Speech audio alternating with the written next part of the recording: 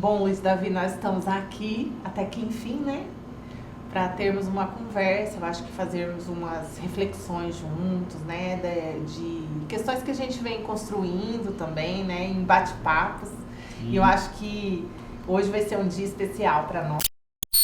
Vai ser um grande passo que nós estamos dando, né? Diante de tudo que a gente vem vislumbrando, dos nossos projetos, né? Então, para começar esse bate-papo, eu queria que primeiro você se apresentasse, falasse um pouquinho de quem é o Luiz Davi, e aí a gente vai começar tecendo algumas reflexões em relação ao que a gente já, né, conseguiu ir tricotando aí nos bastidores, tá? Tá bom. Bom, sou Luiz Davi Vieira Gonçalves, sou aqui de Goiânia, mas um ser que transita em vários campos do imaginário e dos espaços geográficos do Brasil. Sou graduado em teatro, trabalho com teatro, vivo de teatro, mas nos últimos anos venho mergulhado na antropologia e lidando com os estudos xamânicos, né, com o xamanismo, diretamente ligado aos povos indígenas na Amazônia, e também lidando com esse lugar da espiritualidade dentro do contexto da existência humana, onde nós podemos trazer, acolher, nos sentir presente também a partir da espiritualidade no dia a dia, que às vezes é tão rígido, tão fechado, e nesse sentido venho escrevendo bastante, performando também, que a minha linha de transcrição é a escrita e a performance arte, né? Fazendo ali a minha experiência do teatro. E é um grande prazer, uma grande felicidade estar aqui com você. O Aconchegar para mim é uma casa, né, aqui em Goiânia. Então ser um parceiro do Aconchegar para mim é muito importante nessa ponte que a gente vem construindo entre Amazônia, Goiás, terapia, espiritualidade, campos dos saberes da expressão humana. Que legal, né? Eu tenho pensado em muitas questões que a gente pode levantar aqui, né? Porque eu vejo no seu discurso muitas semelhanças quando você conta, né, da questão do afeto. Eu li seu livro, né, e o livro do sopro ao afeto. Eu me lembro que quando você me mostrou, eu acho que eu vi, né, uma postagem sua, o tema já me mobilizou de alguma forma e eu fiquei muito, muito afetada de ler, né, e eu penso que é uma história lindíssima, a forma como você escolheu escrever também. Mas é um pouco disso, assim, eu penso que o Aconchegar que você trouxe, né, nós estamos, eu e Maria Luísa, né, há muitos anos trabalhando juntas, mas um dos projetos que nós temos, que é o Aconchegar Núcleo Terapêutico, nasceu tem 9 anos, né, e esse ano a gente está fazendo aniversário de 9 anos, e é justamente nesse ano a gente começa a repensar algumas coisas, né, no sentido de, eu acho que firmar a nossa metodologia de trabalho e perceber que a gente pode contribuir em reflexões importantes. E é nesse sentido que a gente, né, foi construindo diálogos nesse sentido, nos provocando nesse processo, porque nós já caminhamos por muitas questões até chegar até aqui, né, até chegar hoje. Mas eu penso que a questão quando a gente pensa no Aconchegar Núcleo Educativo, né? Eu queria conversar com você um pouquinho como é que a gente foi construindo a identidade de uma proposta ampliada. Quando a gente fala educação, a gente normalmente tem um olhar mais restrito e não é esse olhar que a gente quer dar, não é esse tom que a gente quer dar para o núcleo educativo. A gente quer ampliar possibilidades, entrar em construções, em diálogos mais profundos. Eu queria que você falasse um pouquinho disso e como é que a gente pode ir tecendo essas... É interessante a gente expandir o conceito de educação, sobretudo olhando ou saltando os muros da escola. E quando a gente olha para um campo plural da existência humana, a gente entende, a gente percebe, a gente encontra várias formas de educação. A educação não é só a sala de aula, padrão, de uma sala fechada com carteiras. A educação é também o dia a dia do ser humano, a educação são as relações do dia a dia, os pontos e formatos culturais no qual a pessoa se coloca para poder se construir, né? Os afetos, as dores, os amores, as relações afetuosas, elas são patamares de uma construção educativa, né? Então, quando a gente pensa no núcleo educativo, do núcleo aconchegar, é olhar para esse campo expandido do acolhimento da existência humana, sobretudo tentando entender que nós também podemos aprender com subjetividades, com sensibilidades, com afetos, sem tolir, sem silenciar, sem sobrepor sentimentos, mas na verdade a gente tentar entender esses processos de construções que são também palpáveis para a nossa construção enquanto ser humano individual dentro de um coletivo, né? Então existe um coletivo, existe um social acontecendo, nos ensinando, nos educando, né? Que às vezes a gente silencia achando que a educação que vai nos formar é só alguns pontos principais que às vezes a gente escolhe, mas talvez a subjetividade, o afeto, a sensibilidade são patamares, são prismas do nosso estar no mundo, né? Então eu acho que quando a gente pensa nesse núcleo educativo, é pensar que nós podemos ir a mais nesse acolhimento do que é educar, do que é acolher as sensibilidades do crescer. Sim. Quando a gente, logo que nós iniciamos, né, esse processo do aconchegar núcleo terapêutico há 9 anos atrás, eu e Malu também pensávamos nessa questão de como era fazer uma clínica diferente, né? Uma clínica que acolhesse, que de fato cuidasse do ser humano nessa forma integral. Hoje, o que eu percebo e eu penso que esse espaço que a gente está criando também é um espaço para isso, para a gente discutir, refletir, interpretar, analisar questões ou soluções para que a gente possa se integrar de volta.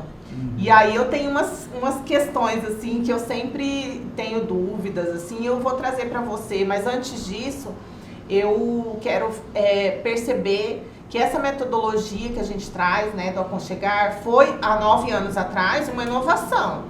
E eu percebo que era inovador.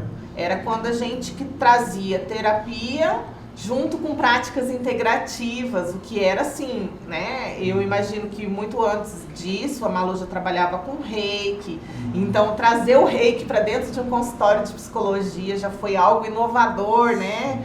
Transgressor, inclusive, né? Sim. Então, a gente foi compreendendo essas facetas que você traz, né? Que os espaços de aprendizagem, eles estão por muitos outros campos que às vezes a gente nem mensura.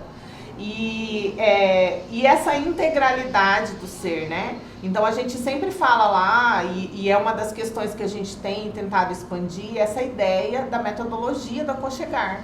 Que quando a gente cuida, a gente não cuida só do físico, a gente cuida do físico, que se interliga com o emocional, com o mental, porque eles são separados, didaticamente separados, né?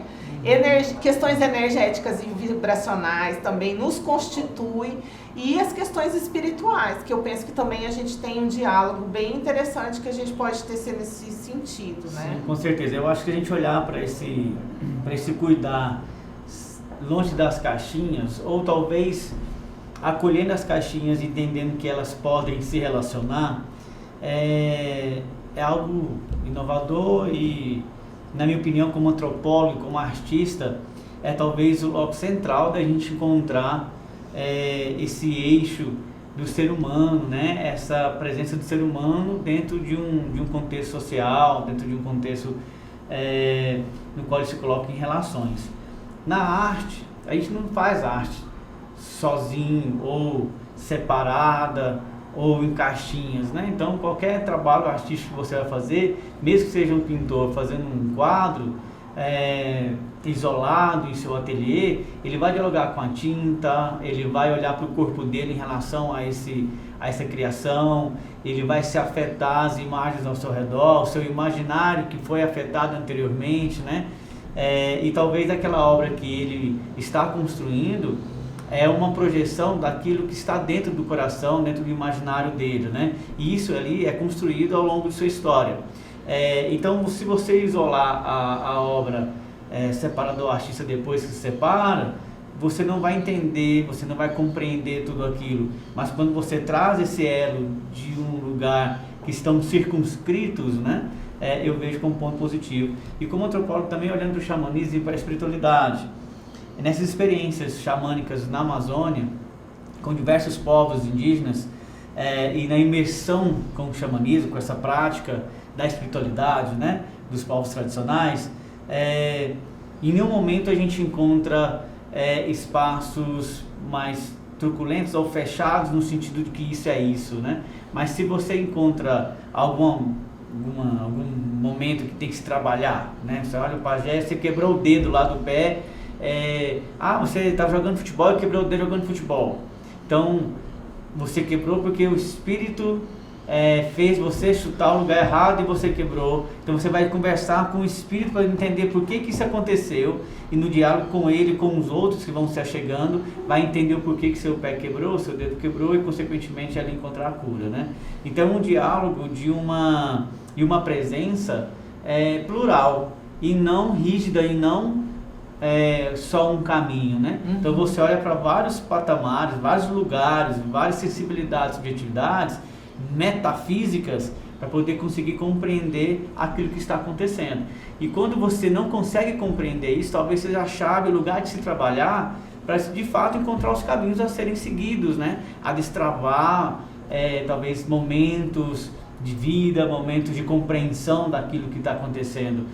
Então jogar e entender com o jogo desse plural, que está tudo conectado, é um entendimento da espiritualidade. Então, sobretudo, quando você pensa em corpo, é uma noção de corpo plural. Então, você é o espaço que você convive, são as relações que você convive, você faz parte de um estado geográfico, de um estado estrutural, de um estado profissional, afetivo, amoroso, que esses campos vai se compondo no que se torna espiritualidade ao ver, e ao ser e ao estar. Você falou uma coisa interessante que a gente tem observado, né? Eu tenho observado durante esses anos todos, e lá se vão assim, mais de 20 anos na área terapêutica, né? Na área do cuidado com as pessoas. E o que eu percebo é que as pessoas estão muito dicotomizadas, né? Claro que uma das questões que a gente, inclusive, a gente pensa como solução é essa integração, né? Integrar essas partes que a gente foi deixando pelos caminhos, assim. Mas, como antropólogo, né? Porque você tem aí o seu viés antropológico, aonde foi que nós nos perdemos, assim? Eu participei de uma roda xamânica que você promoveu, né, junto com a gente, no Aconchegar, uma parceria que a gente fez. E eu fiquei bastante impressionada, assim, eu fui quase que nessa experiência, né, vivenciar isso. Duas coisas muito importantes para mim, que me afetaram positivamente, claro. Uma é a conexão dos indígenas com a natureza. Eu fiquei, assim, maravilhada, de fato, com isso, sabe? E aí eu me questionei muitas vezes aonde foi que nós nos perdemos, porque a gente tem vindo, né, de um lugar, assim, de se desconectar da natureza. A gente tá com quando você traz a corporeidade, né, a corporalidade, como é que a gente se desconectou de fato do nosso corpo, porque nós estamos separados. Eu percebo isso nos atendimentos, as pessoas que só racionalizam, estão dicotomizadas do corpo. Onde foi que isso aconteceu, né? Então eu fiquei impressionada, foram 2 pontos importantes, mas esse da conexão com a natureza, e eu penso que o segundo ponto, que eu já quero deixar para você, e você vê como é que dialoga com isso, é o senso de comunidade que eles têm. E eu penso que a gente perdeu esse senso também em algum momento, né? A nossa vivência é uma vivência competitiva, um pensamento separado, nossas coisas são duais, ou é certo ou é errado, né? Então a gente não consegue, a gente vai paralelas que vão indo sem se comunicar, né? O nosso diálogo ficou violento, né? Tanto fora quanto dentro de casa. Eu percebo muito isso quando a gente está nesse contexto do macro e do micro. A gente também reproduz isso dentro de casa. Então, as comunicações são violentas e são para a separação, né? Exatamente. Quando a gente convida a antropologia para a conversa, é interessante a gente destacar que a resposta para a sua reflexão ela vai muito além da etnologia, que seria a área do estudo da antropologia que trabalha com os povos tradicionais. Mas a antropologia da experiência, a antropologia da performance, a antropologia da arte, né? A antropologia da criança, das relações, eu acho que todas essas antropologias estão chamando esse lugar que nós vamos refletir agora. Que seria, nesse atual momento, em busca de uma produtividade, em busca de um campo, de uma produção e de uma resposta rápida a esse mundo produtivo, né? As coisas estão ficando cada vez mais separadas, cada vez mais em busca de uma produtividade, de um lucro para isso, né? Então, se eu planto flores, eu tenho que plantar 1000 flores, e se alguém planta 1000 flores, eu tenho que plantar 2000 semana que vem, né? Para poder vender, etc. E aí a gente pergunta, nossa, mas aonde a conexão, aonde está perceptível a uma relação com o corpo orgânico, onde isso se perdeu, né? Então, olhando para esse campo da antropologia, que é um campo extremamente aberto, né? Não só para uma antropologia, a entender que as experiências dos povos tradicionais, as experiências da humanidade mostram para a gente que o nosso corpo ele é convidado a estar conectado ao lugar que ele está presente. Então, os povos indígenas, né, como você citou, pela experiência xamânica que nós tivemos, nos convida a olhar para isso, né? Então, por exemplo, a formação de um pajé, de um xamã, né, dependendo aí do contexto de colonização do Brasil, é uma nomenclatura. E quando ele vai passar pela formação, ele vai entrar em diálogo, vai aprender a entrar em diálogo com a floresta, né, com a natureza. Ele vai entrar em contato com as árvores, com a chuva, com o tempo, com a noite, com o dia, né? Ele vai dilatar o seu corpo naquele lugar. Mas é interessante a gente refletir que aí nesse ponto, a noção de corpo, ela se dilata, porque o corpo faz parte desse contexto. Então, se ele faz parte desse contexto, ele não está fora desse contexto. Então, eu sinto no meu corpo quando a chuva está chegando, eu sinto no meu corpo quando a doença está chegando, eu sinto no meu corpo que não está bem, então eu preciso parar, é o momento de eu refletir, de eu acolher as minhas sensações e entender se eu devo descansar ou se eu devo seguir para o meu caminhar, né? E respeitar isso. Mas nos tempos atuais, a gente não respeita o chamado do corpo. A gente nem o coloca em função de relações com o nosso ambiente. A gente coloca ele em função da produtividade. Então, muitas vezes nós vamos trabalhar nossa estética, vamos trabalhar, né, todos os elementos corporais em busca desse acolhimento que não acolhe a alma, não acolhe a sensibilidade, a subjetividade. Ele acolhe uma resposta a essa produção. Né? Então, aonde, né, quando a gente deixou isso de lado, né? Eu acho que a partir do momento que a gente se coloca nesse mercado de busca por muito do lucro, da quantidade, né? Desse campo de... E perde a qualidade, né? Perde a qualidade ou perde o tempo de descanso, o tempo de olhar para dentro, né? Não, às vezes isso é até criticado, né? Isso é até colocado como ingenuidade, né? Se você parar para descansar, a produtividade vai olhar para você e falar assim, você é um vagabundo, você trabalha pouco, você não produz, porque você não está naquele ritmo de produção que é a meta. Então você tem que bater a meta. Se você não bate a meta, você é colocado ali de lado como alguém que não tem esse desejo, né? E aí isso vem até com julgamentos, que é onde pode acontecer até esses lugares de machucar o ser humano e tal. Então, eu vejo isso, quando a gente perde essa conexão com o todo e pensando o corpo fazendo parte desse todo. E desde o macro para o micro, como assim, Luiz Davi? Desde o seu dia a dia, no seu trabalho, nas suas relações, até o momento mais íntimo, de saber o momento de descansar. Eu acho que é isso, assim, né? Entender que o descanso também faz parte. Diminuir o ritmo também faz parte.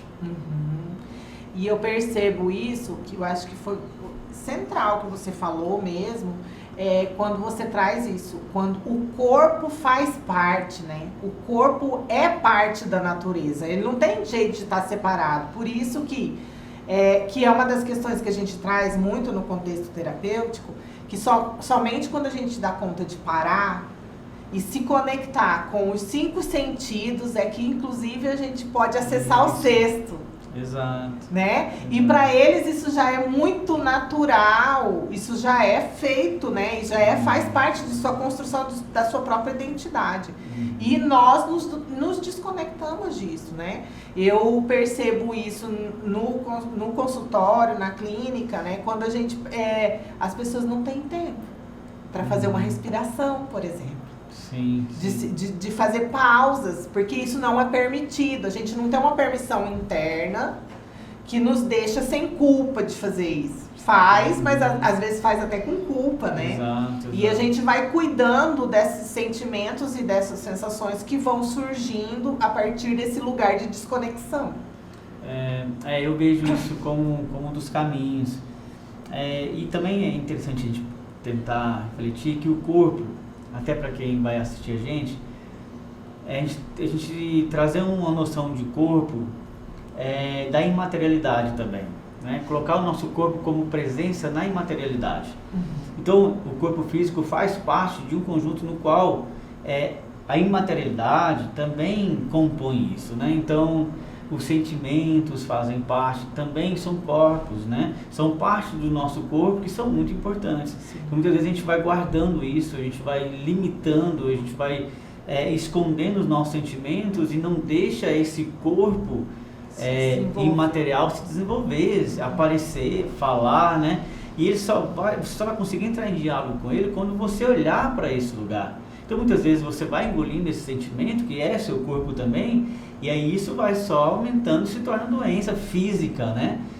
Então eu chamo a atenção para a gente poder lembrar que o corpo, ele não é só essa matéria física que nós temos, né? É interessante a gente pensar, porque às vezes a gente fala assim, não, vamos se conectar com a natureza. Aí a pessoa enche a casa de planta. Né? Mas não só adianta colocar planta em casa, mas como não dialogar com ela metafisicamente, né? Então qual é a espiritualidade que essa planta nos traz? Como por exemplo, ela também tem tempo, algumas precisam de sol, algumas não, algumas precisam de água, outras de muita água, outras pouca. Tem um tempo de cultivo dessas plantas que a espiritualidade chamando a gente para entender esse lugar. Então não é só uma questão da matéria da planta que vai me fazer bem, vou deixar minha casa verde. E aí você não olha, você não sente, você não se coloca em observação à planta e a planta a te observar também, né? Quer dizer, eu chamo a atenção desse corpo para o corpo da imaterialidade. E é muito interessante isso mesmo, quando você traz a questão da doença, da própria doença. Aí você não se percebe até que a doença chega e te para de alguma forma, né? Exato. Então aquelas pausas que você às vezes não deu, que podia serem feitas em doses homeopáticas, às vezes a gente tem que parar por períodos maiores por conta da doença, para curar aquilo que não foi olhado antes. Né? O corpo fala, né? Sim. E aí se a gente não escuta, ele vai um momento travar de alguma forma, né? Agora você vai me escutar, né? Vou te colocar em estado convalescente para você refletir esse estado na sua vida, né? Claro que o que a gente está falando é de uma complexidade gigantesca. E eu acho que nesse lugar que é importante a gente pensar o campo da terapia, a gente pensar esse campo do núcleo educativo, porque é uma forma de se educar também, né? Então a gente coloca grama em casa, mas quantas vezes a gente fica sem sapato, e com os pés na grama, né? E sente isso. Quantas vezes a gente coloca o nosso corpo no sol, né?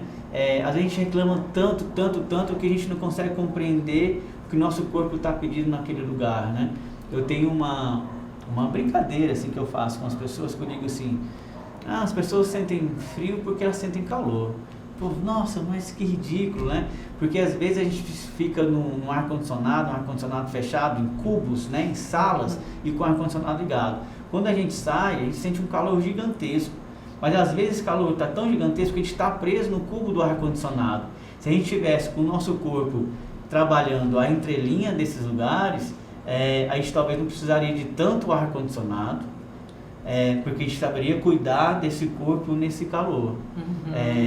Mas aí a gente não tem tempo para se colocar nessa experiência, né? Porque 8 horas eu tenho que sair, 5 horas eu tenho que chegar, e tal hora eu tenho que fazer, eu tenho que responder, e aí tem que pagar os boletos, né? E aí a gente começa a esquecer desse corpo metafísico, né? Desse corpo que vai além do só a maquiagem.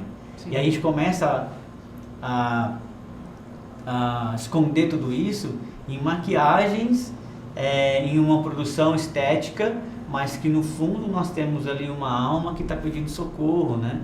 A gente tem um ser que está pedindo socorro, que já não aguenta mais correr tanto.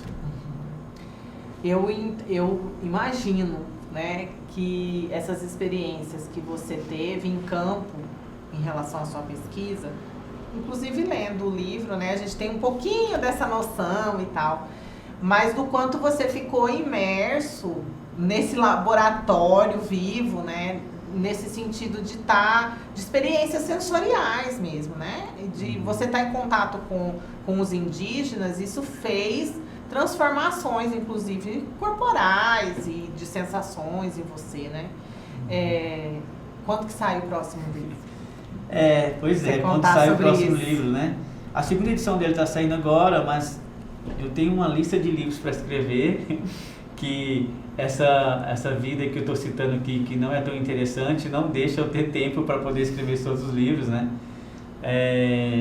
Mas enfim, agora na virada do ano, nós estávamos um grupo de não indígenas com indígenas, e nós subimos o Monte Roraima. Então nós fomos tomar ayahuasca dentro de uma caverna no cume do Monte Roraima. Mas por quê? Talvez nos colocando nesse estado de experiência, né? Aí nós fizemos uma caminhada de 3 dias subindo, né, a montanha. Depois nós fomos para o cume, e lá nós fomos para uma caverna. E lá estavam os pajés trabalhando lá os rituais junto com a ayahuasca, a consagração com base na cultura, nesse caso eram indígenas tucano, e aí nessa imersão de colocar o corpo de uma forma que não dá para correr, né? Então não tem como você sair do fundo da montanha correndo de uma vez, não tem como você sair de dentro da caverna porque tá negativo lá fora, né? Tá à noite, então você se coloca num estado de experiência que é uma entrega profunda, né? Mas tentando trazer para o nosso dia a dia, e sobretudo para quem está acompanhando, né, essa gravação, a gente tentar entender que o nosso dia a dia, a gente não precisa estar lá no cume da montanha do Monte Roraima, né, para escrever um livro, mas nós podemos olhar para o nosso corpo no dia a dia como se a gente estivesse com a atenção plena lá do cume da montanha, né? Como que a gente pode pisar no nosso dia a dia, colhendo os nossos corpos. Eu acho que o grande desafio do próximo livro é esse, trazer toda essa experiência de profundidades na Amazônia com os povos tradicionais para esse nosso dia a dia da cidade, né? No nosso contexto como professores, como profissionais, né? Como gente do dia a dia. Porque aí sim nós poderemos, de repente, trazer isso que nós devemos conversar aqui hoje, né? Que é essa conexão de um todo para estar presente e atento às entrelinhas da vida, porque não é que nós estamos blindados das dores, dos atropelos, né? Mas talvez a gente ter um lugar de uma percepção presente, atenta àquilo que vai chegar pra gente, e quando chegar a gente saber ou ter mais ferramentas para lidar com aquilo que chegou, seja dor, seja felicidade, seja positivo ou negativo. Como Luiz Davi, que você percebe que essas experiências profundas que você teve sensoriais, né? E de todo, acho que teórica também, porque você tem um escopo, né, aí nesse sentido. Como é que isso se comunica? Como é que você consegue trazer isso para lidar com o seu sistema familiar também, né? Sim. Porque, assim, eu imagino que você chegou num lugar bem longe, né? Você viu uma montanha bem alta, e eu penso que nessa subida tem também muitas camadas, né, que a nossa ancestralidade traz, de permissões ou não permissões. Eu queria que você falasse um pouquinho, né, dessas questões sistêmicas também, que são temas, né, que a gente... eu acho que o grande desafio de quem conquista montanhas é trazer o aprendizado para o dia a dia. E aí eu chamo a atenção não só no meu caso, mas para quem está aqui, né, acompanhando. Às vezes a gente se debruça demais para conquistar alguma coisa, e quando a gente conquista, a gente às vezes não consegue trazer isso para o nosso dia a dia, né, o aprendizado, né, daquilo que aconteceu para o nosso dia a dia e nesse simples, né? Então, quando a gente fala assim, o nosso sistema familiar, né? Então, se eu fiquei 3 dias caminhando, subi uma montanha de 3 dias, eu estou 10 anos na Amazônia, estou 3 meses lá com os Yanomami, no meu caso, e como trazer essas experiências para aquilo que às vezes o que mais nos afeta desde o nosso nascimento, que é o sistema familiar. Como que eu vou lidar com meu pai, com a minha mãe, com meus irmãos? Como eu vou lidar com aquele primo que não conversa, com aquela pessoa que está ali, né? Eu acho que esse é o grande desafio nosso, né? No meu caso, eu acho que, no meu caso, para mim, trazer, cuidando, para entender que cada um, dentro desse contexto familiar, tem uma história. E que a sua história ela pode ser interessante para você saber conectar, respeitando o caminho de cada um, a presença de cada uma, né, as respostas, porque às vezes a gente vai para o sistema familiar querendo que aquelas pessoas respondam como seus amigos lá do caminho da montanha, né? Aquelas pessoas têm um jeito de responder, elas respondem aquilo porque elas têm um histórico, que muitas vezes a gente nem conhece, a gente acha que conhece, mas não conhece. Então, como fazer, né? É um exercício diário, um exercício, eu acho que bastante cuidadoso, de as profundidades das experiências se tornarem o campo do cuidar das relações familiares, né? Que não é fácil, eu acho que isso é no dia a dia, mas eu acho que está acontecendo, está melhorando, assim. Sim. Eu penso que é uma construção mesmo, né, nesse sentido, né, de ir se colocando também, porque apesar de tudo isso que a gente está falando e que a gente está buscando soluções, a gente também está imerso nessa comunidade, né, adoecida também. E nesse sentido que eu penso que esse espaço do núcleo educativo vai ser muito importante, porque a gente vai trazer para cá também vulnerabilidades das quais nós conseguimos sair delas, né? Das soluções que nós encontramos para também não adoecermos, né, tanto nesse processo. Sim. Eu acho que a vida é você trocar o pneu do carro com o carro andando, né? E aí eu acho que as experiências e as reflexões que a gente pode fazer aqui é tentar entender como que a gente pode trocar o pneu do carro com o carro andando, né? Porque a família está presente, né? Os arranjos familiares estão presentes, os desafios do trabalho estão presentes. Então, como eu vou parar tudo para poder evoluir, para poder aprender, depois eu retorno? Todo mundo já morreu, acabou, etc, né? Sim. Não, então, mas como que é você estar ali naquele lugar que é difícil para você lidar e ao mesmo tempo buscando autoconhecimento, né? Buscando evoluir para si e consequentemente depois vai reverberar no seu contexto.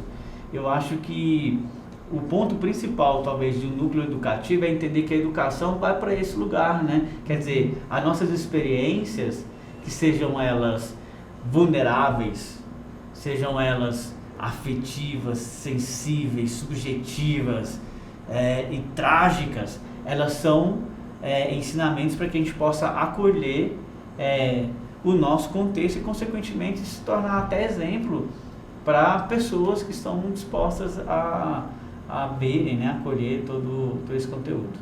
Sim, e eu penso que nesse sentido, né, por isso que eu acho que nossas construções têm sido muito férteis, assim, no sentido de compartilhar com mais pessoas, né, multiplicar isso, que é essa educação expandida, de como é que nós podemos expandir também a nossa forma de pensar, a nossa forma de se relacionar, né, e porque as relações, elas estão em todas as questões, né.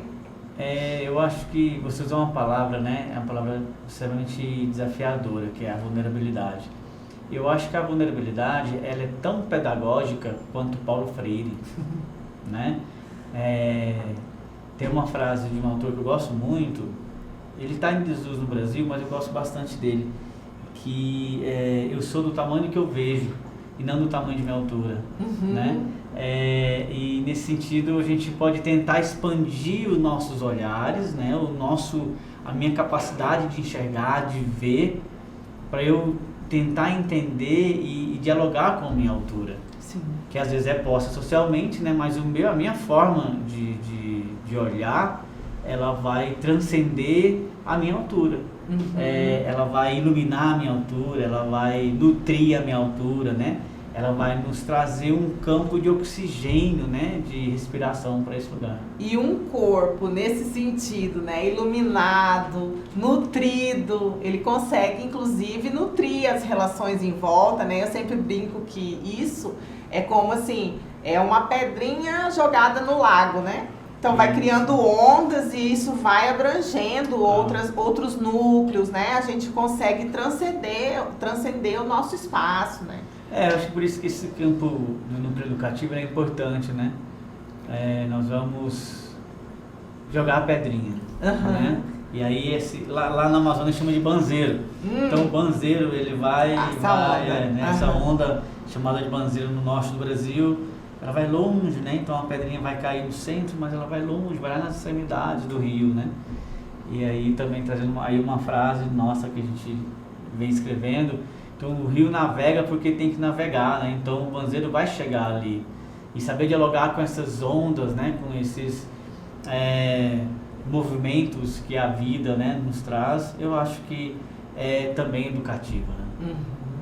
E sair desses processos, e é desafiador, eu penso que é desafiador, né? Eu penso que o que nós estamos nos propondo aqui tem seus desafios, né? Porque já estamos imersos no processo, estamos com um pouquinho, talvez, de um narizinho um pouco para fora, mas ainda imersos e também nessa sociedade que está dicotomizada, que está adoecida, né? Que a maioria acha que é normal, porque o normal, né? Nem sempre o normal é o natural. Né? Então a gente está se distanciando da nossa essência. Então eu penso que essa discussão, ela é muito fértil nesse sentido.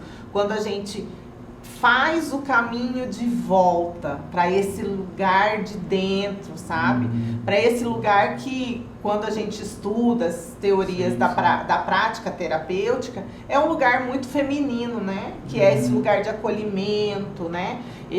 O masculino é esse que é para fora, que é para o mundo, né? E a gente está muito imerso no mundo masculino, né? Patriarcal, nesse sentido. E fazer esse movimento de retorno para esse colo, né? Para esse acolhimento, para essa mãe, né? É doloroso também para nós, porque a gente faz movimentos que são assim...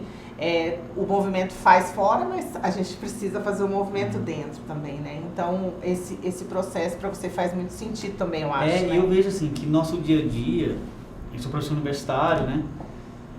Eu acho que nós ensinamos isso no dia a dia, sabe? A separar as caixinhas, a ser isso, aquilo, a crescer aqui, a fazer assim, a cada horário, a cada momento você é isso, né? E, consequentemente, sem perceber, a gente vai separando. Então a gente separa o profissional do pessoal, a gente separa o afetivo do profissional, a gente vai separando, né? No meu trabalho eu não posso ser isso, eu tenho que ser isso, então eu coloco uma máscara, então no meu trabalho eu visto essa máscara, né? Aí na família eu visto essa, e às vezes quando a gente encontra até as interlocuções dessa mesma pessoa, a gente não conhece a pessoa, né? Porque tanto está separado, né? E eu acho que quando a gente olha para esse sagrado feminino, para esse lugar o dentro, eu acho que é exatamente isso. A gente conseguir dialogar de uma forma acolhedora e trazendo todas essas camadas para um só campo. É fácil? Nossa, ainda mais no dia a dia, é muito difícil, ainda mais no momento que a gente está, né? Quer dizer, a gente vai chegar, eu vou chegar no meu trabalho impoluto, sem máscaras, né? Aí as pessoas não vão nem me conhecer, talvez eu perca o trabalho, né? Mas talvez perder o trabalho seja um caminho para se encontrar, né? Claro, isso são questões muito radicais, que no dia a dia é difícil dentro de um momento capitalista e produtivista que a gente está vivendo. Mas talvez esses caminhos é o que nos convida para acolher feridas, dores, né, e lugares mais E eu penso que até vivenciar a nossa própria essência, porque como a gente vai nesse lugar que você trouxe, né, de colocando máscaras, chega um momento que nem a gente se reconhece mais, né, de tanto que a gente se partiu, que a gente se dicotomizou, chega um momento que a gente não se reconhece mais. E aí vem um monte de coisas também com isso, porque toda escolha tem suas consequências, né? E eu acho que a cada dia que passa nos convidam mais ainda a nos perdermos. Eu acho que o caminho estão fazendo isso conosco, né? E aí remar ao contrário é bastante desafiador, né? Então você olhar para o seu campo feminino dentro de uma luta sangrenta do dia a dia é algo desafiador. Você olhar para esse descortinar dos afetos, né? Você olhar para o âmago da sua existência e você aceitar isso, aquilo que você deseja, aquilo que você acolhe enquanto ser, eu sou isso, né? Eu decido, eu escolho ser isso. De uma forma dentro do seu coração e orgânica a sua existência, é muito difícil, porque você está respondendo muitas vezes a ser alguma coisa que é aquilo que a sociedade quer de você, que às vezes a família quer de você, alguém quer de você, alguma coisa está querendo de você, e você responde aquilo sendo aquilo, né? E quando você fala não descortinando os afetos, é um desafio, isso não é fácil. Bom, aí nós estamos aqui conversando para encontrar caminhos para soluções, né, para isso acontecer. E talvez um passo seria isso, né, a gente começar a perceber o que é a nossa noção de corpo, né, o que é a nossa presença na sociedade, na nossa família, no nosso ser-estar, e dialogando com essas existências, que muitas vezes a gente olha para nós, a gente encontra patamares nossos que ninguém sabe, que nem conhece o que a gente faz, a gente silencia isso. Então, às vezes, a gente também saber dialogar de uma forma que não vou silenciar os meus sentimentos. Luiz Davi, me conta o que é Concamon, o que é a pedagogia Concamon? Então, eu chamo de metodologia Concamon, né? Os estudiosos de metodologia ficam um pouco, assim, ficam bravos comigo, porque eu estou escrevendo bastante sobre esse assunto, mas tentando não trazer as métricas de uma metodologia padrão. Normalmente uma metodologia ela coloca uma receita para você seguir, né? Então você vai seguir o método X, você vai fazer aquilo, né? Exatamente esses passos para isso dar certo. A prova Concamon na língua Yanomami, que é um dos povos que eu trabalho já há bastante tempo, ela significa estar juntos, juntas.